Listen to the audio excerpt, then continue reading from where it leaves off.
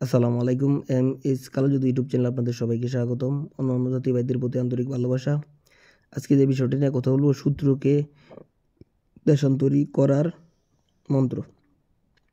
আপনি শত্রুকে দেশান্তরিত করতে পারবেন, শত্রুকে উচ্ছেদ করতে পারবেন, শত্রুকে বিভিন্নভাবে বিভ্রান্ত করতে পারবেন এবং আপনার ইচ্ছা পূরণ করতে পারবেন।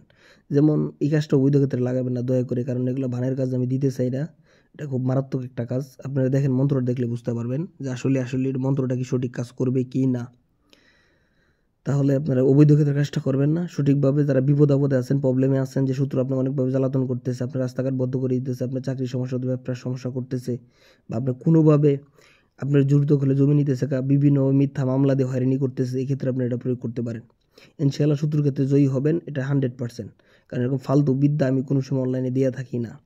আর অবৈধ যেগুলো উল্টাপাল্টা জিনিস আমি কোনো সময় অনলাইনে দিই না। যেগুলো কার্যকরী এবং গুরুমুখী বিদ্যা, এগুলো আমি দিই।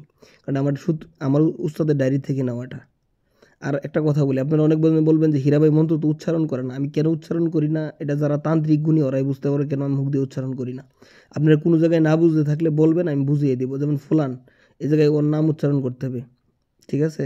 যে জায়গায় বুঝবেন না যে হীরা ভাই আমি মন্ত্রটা এই জায়গায় বুঝছি না, আপনি আমাকে নক দিবেন হোয়াটসঅ্যাপে। এই দেখেন একটা নাম্বার চালে 01911902172, 01911902172। ইমো হোয়াটসঅ্যাপ খোলা আছে, যোগাযোগ করতে পারেন কোনো কিছু না বুঝে থাকলে।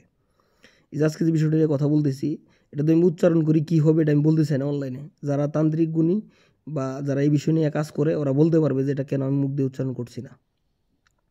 তো এই কাজটা করলে 100% কাজ হবে। কাজটা মারাত্মক একটা কাজ এবং পাওয়ারফুল একটা কাজ। আপনারা করে দেখতে পারেন, ইনশাআল্লাহ 100% রেজাল্ট পাবেন। এখন এটার নামকরণ কীভাবে আপনাদের বলবো। এই যে যে যে যে বিষয়টা নিয়ে কথা বলতেছি, এটার নামকরণ হলো আপনারা কিভাবে কাজটা করবেন। কাজটা করতে হবে শনি অথবা মঙ্গলবার, চাঁদের প্রথম সপ্তাহে করতে হবে। চাঁদ যে উঠে প্রথম সপ্তাহে কাজটা করতে হবে, শনি মঙ্গলবারে। আপনার একটা দেখেন, চ্যাং মাছ মানে লাঠি মাছ বলা হয়। মানে এইগুলো তো বার্মিস কাজ। বার্মিস একটা মিয়া উইগুরি সাধক থেকে নেওয়া আর কি, তারা বার্মিস এইগুলোর থেকে, ওরা সাধকের কাছ থেকে গুরুত্ব। এর জন্য আর কি এরা চ্যাং মাছ লে একজনের বাসায় এক রকম হয়, এটা আপনার বুঝে নিতে হবে। তাহলে এক্ষেত্রে যেভাবে লেখা ছিল আমি ওইভাবে ডায়েরি থেকে শুরু করে দিয়েছি আপনাদের। লাঠি মাছ নেবেন। লাঠি মাছ নিয়ে যে শত্রুর উপর কাজ করবেন, তার একটা যে কোনো ধরনের জামা কাপড় নেবেন।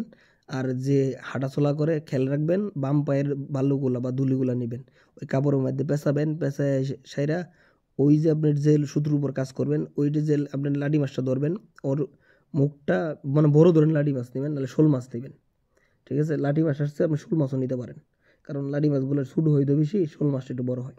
ওইটা নিয়ে মুখের ভিতরে ঢুকাবেন। এই যে কাপড়টা নেবেন, কাপড়ের মধ্যে লিখে দিবেন শত্রুর নাম ঠিকানা, লিখে দিলে একটু বেশি ভালো হয়, ওটা কাজটা আরও বেশি ভালো হয়। আপনি ওটার মধ্যে লিখে দিতে পারেন, লিখে দিলে ভালো হয় আর কি, কাজটা দ্রুত হবে আর কি। আর এই কাজটা করার সময় আপনার অবশ্যই শরীর বন্ধ করে নেবেন, কারণ এটা হলো আপনার কাজটা করতে হবে নদীর পাড়ে, চলন্ত নদীর ভিতর পাশে বৈশা। আগে আপনার একটা কলার বেলা বানাইতে হবে।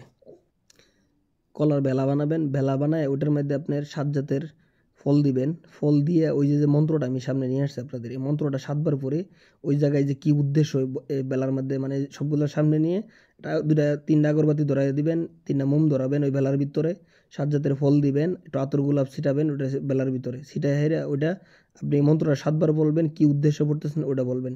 আবার ওই যে আপনি শোল মাছটা নিবেন, হ্যাঁ, ওটা মারতে পারবেন না, হ্যাঁ, ওটা আপনি সাথে রাখবেন বা যে কোনোভাবে তারা আটকে রেখে ওই মন্ত্রটা 7 বার ওই বেলার উপর রেখে পড়বেন।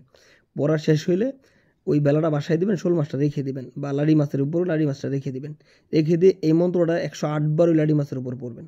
পড়ার পরে বেলা তো বাসিয়ে দেবেন। চলন্ত নদী বুঝেন, এটাও বুঝাই দিই, যেটা ফানি স্রোত আছে ওটাকে চলন্ত নদী বলা হয়।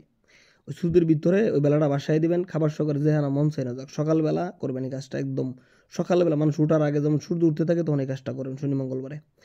তারপরে আপনি লাঠি মাছটা ছেড়ে দিবেন চলন্ত নদী পারে। আর পিছন ফিরে কোনো সময় ভুলে তাকাবেন না। যদি পিছন ফিরে যান, যেভাবে তাকাবেন এভাবে গাড্ডার একটা কাঁচা মারবো, ঠিক আছে? যদি কোনো দুর্ঘটনা ঘটে, আমি হীরা এবং আমার চ্যানেল কর্তৃপক্ষ কেউ দায়ী নই, কারণ আমি আপনাকে বলি না এই বিদ্যা প্রয়োগ করেন। আমি দিছি আপনাদের, আপনি বুঝে শুনে প্রয়োগ করেন। আমি বলি না আপনি এটা প্রয়োগ করেন। এগুলো কাজ করতে গেলে অবশ্যই গুরু লাগে, গুরুর কাছ থেকে বুঝে শুনে এই কাজে নামবেন, আমি আশা করি। কারণ এগুলো অনেক পাওয়ারফুল মন্ত্র, খুব গুরুত্বপূর্ণ মন্ত্র। আমি আমার কাছে আরও ভালো ভালো মন্ত্র আছে, এগুলো দিতে আমার ডর করে, কারণ আপনাদের যে অবস্থা, কারণ আমি জানি মানুষ কি করতে চাই, কারণ এটা দিতে তো আমার অনেক ভয় করতেছে। তারপর অনেক ভয় চিন্তা করে মন্ত্রটা দিলাম, অনেক দ্বিধা বুদ্ধির ভিতরে মন্ত্রটা দিয়েছি আপনাদের। আসলে দয়া করে খারাপ কাজে লাগাবেন না, খারাপ কাজে কোনো এজাজত আমার নাই, খারাপ কাজে কোনো সময় এজাজত নাই। যারা প্রকৃতভাবে ক্ষতিগ্রস্ত হইতেছেন ওরা এই কাজটা করবেন। যদি ভালো লাগে আমার চ্যানেলটা সাবস্ক্রাইব করবেন, শেয়ার দিবেন। সবাই ভালো থাকেন, আমার জন্য দোয়া করবেন। আসসালামু আলাইকুম।